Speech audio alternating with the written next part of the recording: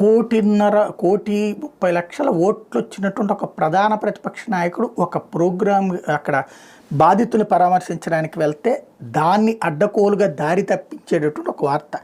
జగనన్న అబద్ధాల కోరు అని డైరెక్ట్గా, అది ఎవరో తెలుగుదేశం వాళ్ళు అన్నారని కూడా కాదు, డైరెక్ట్గా ఈనాడు ఒక స్టోరీ. ఏంటంటే తిరుపతిలో తొక్కిసలాట కట్టడం ముఖ్యమంత్రి చంద్రబాబు కారణమని వైకాపా అధినేత జగన్ ఆరోపణలు గుప్పించారు. చిత్తూరు తిరుపతి జిల్లాల పోలీసులను కుప్పానికి పంపారని, తిరుపతిలోని వైకుంఠ ద్వార దర్శనం టోకెన్ కేంద్రాల వద్ద బందోబస్తు లేదని తెలిపారు.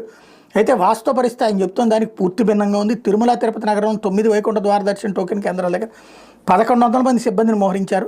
ప్రత్యేక బలగాలు 192, 78 మంది ఎస్ఐలు, 38 మంది సీఏలు, 11 మంది డిఎస్పీలు, 2 ఏఎస్పీలు బందోబస్తు నిర్వహించారు. గతేడాది ఫిబ్రవరి 26 ముఖ్యమంత్రి హోదాలో జగన్ కొప్ప నియోజకవర్గంలోని శాంతిపురం మండలం గుండిశెట్టిపల్లికి వచ్చినప్పుడు ఏకంగా 2,200 మంది పోలీసులు విధుల్లో ఉన్నారు. జనాలు బస్సులో బలవంతంగా తరలించినట్టు చిత్తూరు తిరుపతి అన్నమయ్య వైఎస్ఆర్ అనంతపురం జిల్లా నుంచి సైతం